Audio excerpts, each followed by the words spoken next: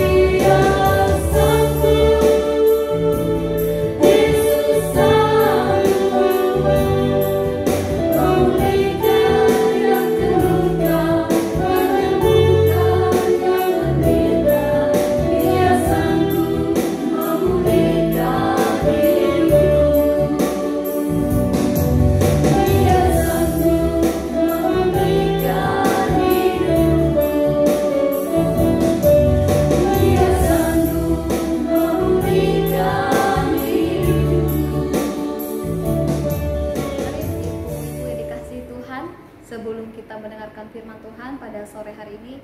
Mari kita bersatu di dalam doa. Bapa kami di dalam kerajaan surga, terima kasih ya Tuhan, Engkau sungguh baik di dalam kehidupan kami. Sehingga pada sore hari ini Tuhan, kami dapat diberikan kesempatan untuk memuji, memuliakan nama-Mu. Terlebih lagi ya Tuhan, pada sore hari ini kami akan mendengarkan kebenaran firman-Mu. Kiranya Tuhan berkati untuk setiap kami yang diam dan merefleksikan, bahkan merenungkan akan firman-Mu ini ya Tuhan. Kiranya Tuhan yang memberikan hikmat, Tuhan memberikan kemampuan kepada kami agar kami dapat mengerti dan memahami firman-Mu. Berkati juga untuk hamba-Mu yang akan menyampaikannya Bapa. Kiranya hamba-Mu ini boleh diberikan kemampuan juga untuk menyampaikan firman-Mu. Dan Tuhan pakai mulut bibir hamba-Mu ini ya Tuhan dengan keterbatasannya ada ya Bapa. Terima kasih ya Tuhan, hanya di dalam nama Tuhan Yesus Kristus kami telah berdoa dan bersyukur. Amin. Firman Tuhan pada sore hari ini terdapat di dalam Yohanes pasal yang ke-8, ayat yang pertama sampai ayat yang ke-11. Yohanes pasal yang ke-8, ayat yang pertama sampai yang ke-11. Firman Tuhan berbunyi demikian. Tetapi Yesus pergi ke Bukit Zaitun. Pagi-pagi benar ia berada lagi di bait Allah, dan seluruh rakyat datang kepadanya. Ia duduk dan mengajar mereka. Lalu ahli-ahli Taurat dan orang-orang Farisi membawa kepadanya seorang perempuan yang kedapatan berzina.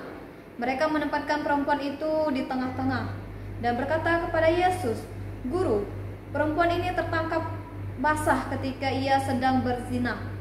Musa dalam hukum Taurat memerintahkan kita untuk melempari perempuan-perempuan yang demikian dengan batu. Bagaimana pendapatmu tentang hal itu?" Mereka mengatakan hal itu untuk mencobai dia, supaya mereka memperoleh sesuatu untuk menyalahkannya. Namun Yesus membungkuk lalu menulis dengan jarinya di tanah.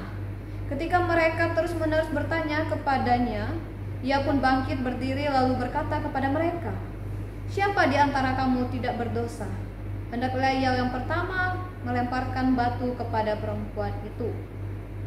Lalu ia membungkuk lagi dan menulis di tanah. Namun setelah mereka mendengar perkataan itu, pergilah mereka seorang demi seorang, mulai dari yang tertua. Akhirnya tinggallah Yesus seorang diri dengan perempuan itu yang tetap di tempatnya. Lalu Yesus bangkit berdiri dan berkata kepadanya, "Ibu, di manakah mereka? Tidak adakah seorang pun yang menghukum engkau?" Jawabnya, "Tidak ada, Tuan." Lalu kata Yesus, "Aku pun tidak menghukum engkau. Pergilah dan mulai sekarang jangan berbuat dosa lagi." Ibu-ibu yang dikasihi dalam Tuhan, tema kita pada hari ini adalah mendengarkan seperti Kristus. Mendengarkan seperti Kristus. Ibu-ibu, baru-baru ini saya mendengar kisah tentang adik saya. Adik saya menceritakan kepada saya baru-baru ini. Dia menceritakan suatu kekesalan, di mana ada paman, ada dia, dan juga ada satu warga, yaitu seorang ibu-ibu melihat kejadian ini. Dan di mana suatu hari di tengah siang bolong, tengah-tengah siang bolong, pagi menjelang siang, ada suatu perbaikan listrik.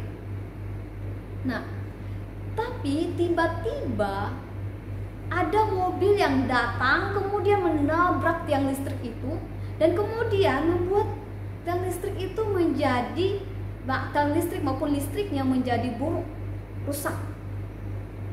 Nah, kemudian apa yang terjadi? Orang yang menabrak tadi tiba-tiba nggak ada basa-basi, nggak ada berkata-kata apapun, pergi meninggalkan semuanya. Dia pergi, sehingga melihat kejadian seperti itu, baik paman saya, adik saya, maupun satu warga tadi, perempuan tadi, seorang ibu-ibu tadi, melihatnya merasa kesal dengan apa yang telah dilakukan orang ini, karena tidak ada minta maaf, padahal salah. Tiba-tiba aja pergi, gak minta maaf. Jadi mereka kesal, dan ada satu ibu-ibu yang mengatakan kepada orang itu, "Dasar gila, buta, nggak ada melihatkah? Di situ ternyata di depan mata sudah ada tiang listrik, kenapa ditabrak? Dan bahkan nggak tahu diri kenapa tidak minta maaf padahal sudah salah." Ibu-ibu dikasih dalam Tuhan, ketika kita melihat kejadian ini dan kita mendengar gitu, dan saya mendengarkannya waktu itu pun sempat mengatakan, lah kok aneh orang itu gitu, kok bisa dia melakukan seperti itu, kok dia nggak sadar kalau dia salah gitu. Dan mungkin ibu-ibu ketika mendengar kisah ini juga, ibu-ibu juga mungkin berespon yang mungkin ya, ada beberapa kita yang berespon ya kita pasti merasa kesal, kita marah gitu, kita marah, kita emosi dengan apa yang dilakukan orang tersebut. Namun ibu-ibu yang dikasihi dalam Tuhan, ternyata cerita itu nggak berakhir begitu saja. Namun tadi kan kejadiannya siang bolong, tetapi pas datang malam pun tiba, ternyata orang yang menabrak tiang listrik tadi itu datang ke tempat paman saya. Dia datang bukan untuk ya kayak ya biasa aja, ya mau basa-basi atau sebagainya, tetapi dia datang untuk meminta maaf kepada paman saya karena dia tadi telah menabrak tiang listrik itu, dan bahkan hingga membuatnya pun menjadi hancur dan rusak dan sebagainya. Akhirnya orang ini meminta maaf kepada paman saya, dan paman saya pun juga meresponinya dengan baik. Dia meresponnya dengan baik, dan paman saya memaafkan orang tersebut. Nah, Bapak Ibu Saudara, ibu-ibu yang dikasihi dalam Tuhan, kita melihat kejadian ini. Dan tadi kalau kita nggak lihat kejadian selanjutnya gitu, mungkin kita kebanyakan kita mengambil ya untuk menghakimi, bahkan kita mengatakan kata-kata kasar kepada orang tadi. Ternyata kita melihat di endingnya ternyata orang tersebut sadar bahwa dia salah. Dan akhirnya dia minta maaf pada malam harinya. Kita nggak tahu apa yang terjadi sebelumnya. Apakah dia lagi buru-buru atau apa sehingga dia tinggal pergi gitu tanpa ada kata-kata kepada paman saya atau kepada adik-adik saya dan sebagainya tadi. Ibu-ibu di dalam Tuhan, pada sore hari ini kita diingatkan kembali.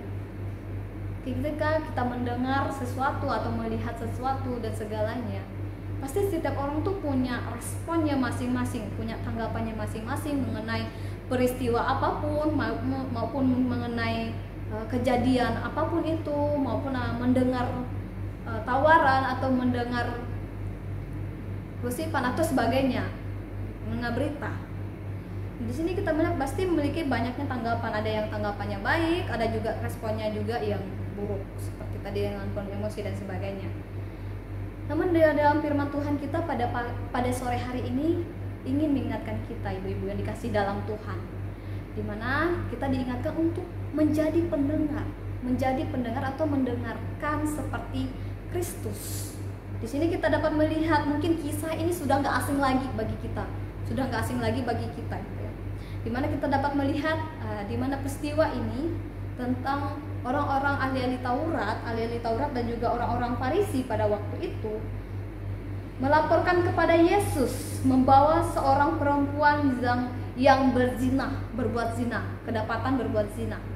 Jadi ahli-ahli Taurat dan orang-orang Farisi membawa orang perempuan yang berbuat zina ini kepada Yesus. Nah, ibu-ibu yang dikasihi dalam Tuhan, siapa itu ahli-ahli Taurat? Siapa itu orang-orang Farisi? Nah, kita dapat melihat ahli-ahli Taurat adalah para pemuka agama Yahudi yang memiliki pengetahuan dan otoritas dalam hal Taurat, yaitu kitab suci Yahudi. Nah, mereka biasanya bertanggung jawab atas pengajaran hukum-hukum Taurat serta memimpin ibadah dan ritual keagamaan. Jadi mereka ini adalah ahli-ahli Taurat, yaitu seorang pemimpin, pembuka. Nah, kemudian sementara orang Farisi adalah salah satu golongan dalam agama Yahudi pada zaman Yesus pada waktu itu. Nah, mereka dikenal sebagai kelompok yang sangat peduli terhadap penegakan hukum Taurat dan tradisi agama Yahudi. Nah, ahli-ahli Taurat dan orang-orang Farisi ini kita dapat melihat, di mana khususnya orang-orang Farisi juga, beberapa mereka yang sangat tidak suka dengan ajaran yang Yesus beritakan. Makanya nanti kita melihat di kisah-kisah selanjutnya, kisah-kisah yang di dalam firman Tuhan ini, mereka berusaha untuk mencoba Yesus. Supaya apa? Untuk menyalahkan Yesus. Nah, Nah, kita dapat melihat kembali lagi dalam firman Tuhan ini, di mana kita dapat melihat bahwa ahli Taurat dan orang-orang Farisi membawa perempuan berzina kepada Yesus. Nah, sekedar mereka membawa itu dan kemudian bertanya kepada Yesus apa yang dilakukan, karena kalau di dalam menurut Musa ya, hukum Taurat, jika perempuan yang demikian melakukan kesalahan yang demikian, maka dia harus mendapatkan sebuah hukuman, yaitu hukumannya sangat jelas kita lihat di dalam firman Tuhan ini mencatat bahwa harus dilempar batu. Ketika mendengar hal itu, apa yang dilakukan Yesus? Apa respon Yesus ketika mendengar hal itu? Ketika ahli Taurat dan orang-orang Farisi bertanya apa? Menurut Yesus bagaimana? Apakah Yesus langsung ya udah kamu lempar aja dia karena dia telah berbuat dosa, udah kamu bunuh aja dia dan sebagainya? Apakah Yesus merespon demikian? Apakah itu respon Yesus pada waktu itu? Jikalau juga kita di posisi Yesus pada waktu itu, apa respon kita ketika orang-orang datang dan membawa orang yang berbuat dosa? Apa respon kita? Mungkin kebanyakan kita juga meresponi hal-hal yang negatif, hal-hal yang tidak baik. Kita mengatakan, ya ini perempuan yang gak benar dah, perempuan lonte atau sebagainya, jadi ya berhak dia mendapatkan hukuman, bila perlu ya hukuman mati lah. Ibu mungkin itu banyak, sebagian mungkin ya respon kita seperti itu. Tapi kita dapat belajar pada sore hari ini, di mana Yesus Kristus tidak langsung menghakimi perempuan itu. Ya udah kita hukum aja dia karena dia telah berdosa, ayo hukum dia. Yesus tidak menghakimi perempuan itu, bahkan Yesus tidak marah-marah dengan pada emosi dan sebagainya. Tetapi kita melihat respon Yesus apa? Di dalam firman Tuhan ini kita dapat melihat Yesus mengatakan demikian kepada mereka, kepada ahli Taurat atau orang-orang Farisi. Dikatakan di ayat yang ke-7, barang siapa di antara kamu tidak berdosa, hendaklah ia yang pertama melemparkan batu kepada perempuan itu. Nah, ketika mendengar hal itu, apa yang dilakukan ahli Taurat dan juga orang-orang Farisi pada waktu itu? Apakah ada mereka yang berani? Beranikah mereka melempar perempuan itu pakai batu? Kita dapat melihat di mana mereka satu orang pun tidak berani melempar perempuan itu. Why? Kenapa? Mungkin mereka menyadari mereka salah dan sebagainya juga. Mereka tidak benar juga. Nah, kita dapat melihat di sini, ketika dari yang tertua bahkan tidak ada yang berani melempar perempuan itu. Pada akhirnya Yesus bertanya, di mana mereka? Ternyata tidak ada satupun yang berani. Dan pada waktu itu mereka pergi semua meninggalkan Yesus dan perempuan itu. Dan kemudian apa selanjutnya yang Yesus lakukan ketika melihat orang-orang Farisi maupun ahli Taurat tadi pergi? Apakah dia juga meninggalkan, ya tinggal meninggalkan perempuan itu tadi, meninggalkannya sendiri tanpa berkata-kata apa-apa? Tidak. Di sini kita dapat melihat Yesus mengatakan kepada perempuan itu, untuk pergilah, saya pun tidak menghukum kamu. Tapi ada yang harus dilakukan oleh perempuan itu adalah dia tidak boleh tidak boleh berbuat dosa lagi. Dia tidak boleh berbuat dosa lagi. Ibu-ibu dikasih dalam Tuhan, bisa saja Tuhan punya hak, Yesus punya hak untuk menghukum perempuan itu, karena kita tahu bahwa perempuan itu telah berbuat dosa. Dan perbuatan berzina adalah suatu perbuatan yang sangat-sangat tidak benar dan sangat-sangat, bahasa kasarnya itu sangat kotor lah, karena telah melakukan zina.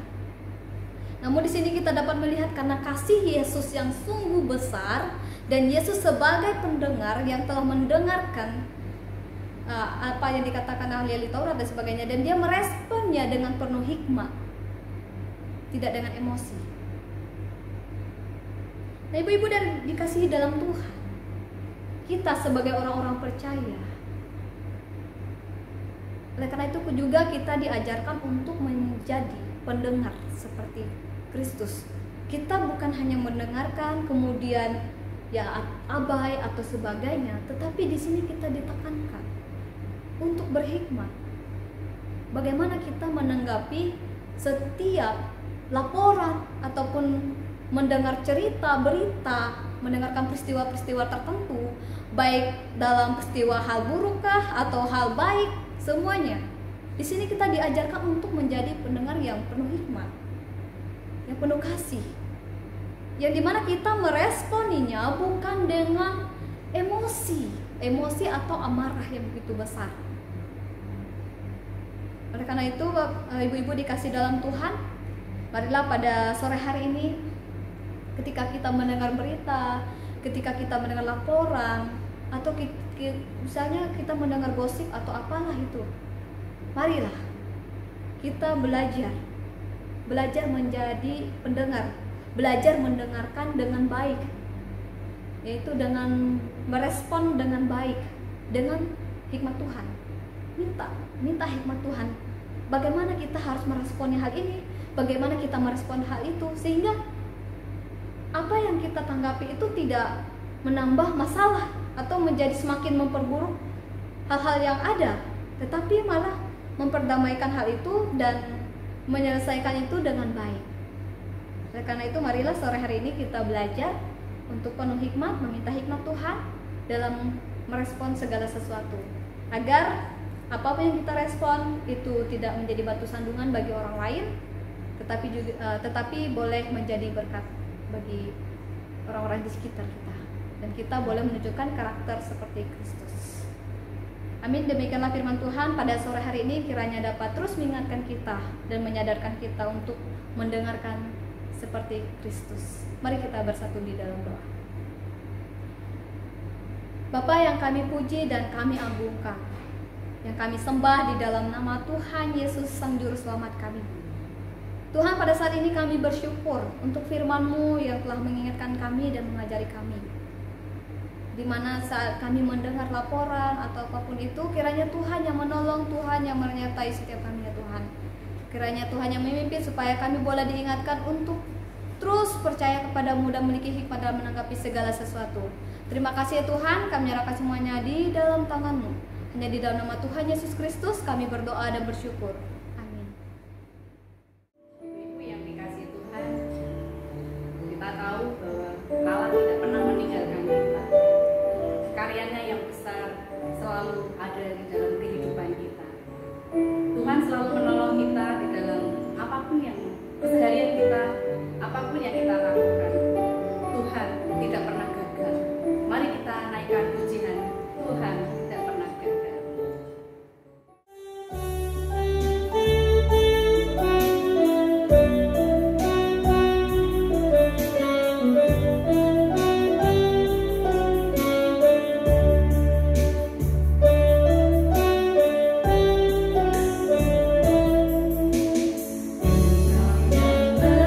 Lebih jauh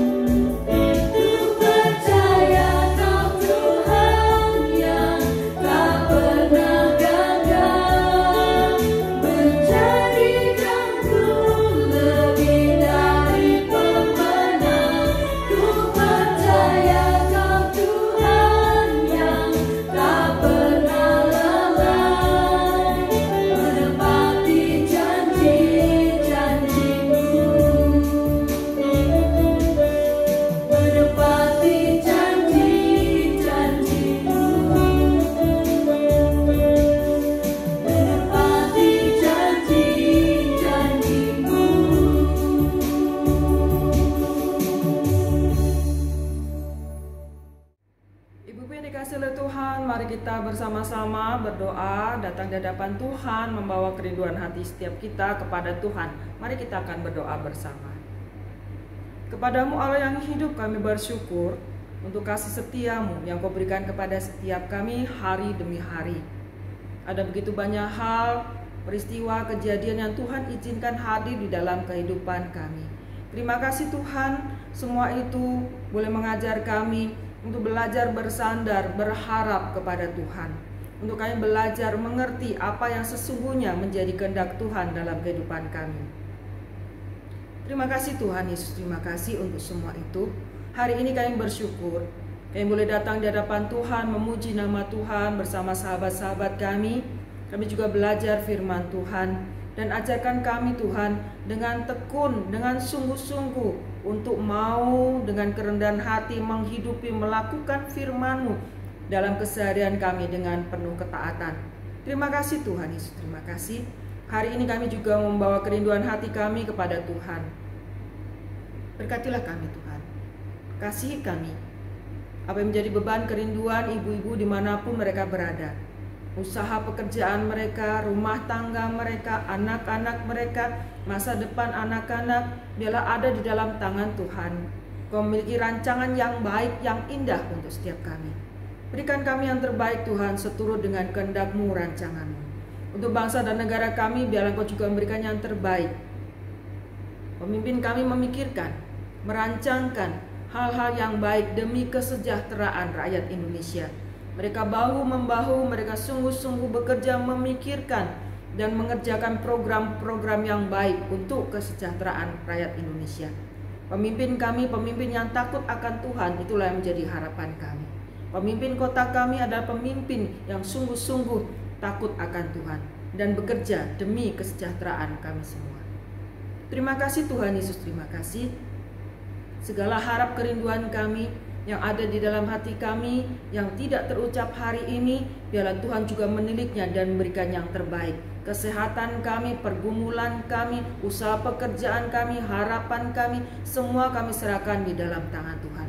Terlebih iman kerohanian kami rindu Tuhan. Tuhan tolong kami semakin hari semakin menyukakan hati Tuhan. Iman kami bertumbuh di hadapan Tuhan dan Kau dapati kami setia sampai akhir hidup kami. Terima kasih Tuhan Yesus, terima kasih. Kami serahkan kerinduan kami hari ini seutuhnya ke dalam tangan-Mu. Di dalam nama Tuhan kami Yesus Kristus, Allah kami yang hidup, kami boleh berdoa dan menaikkan syukur permohonan kami. Mari ibu-ibu kita arahkan hati kita kepada Tuhan dan kita mau terima berkat daripada Tuhan. Kasih, sukacita, damai sejahtera, pemeliharaan yang sempurna, pemeliharaan daripada Allah Bapa, Allah Putra, dan Allah Roh Kudus ada bersama-sama dengan kita semua, mulai dari sekarang sampai selama-lamanya. Amin. Bapa, terima kasih.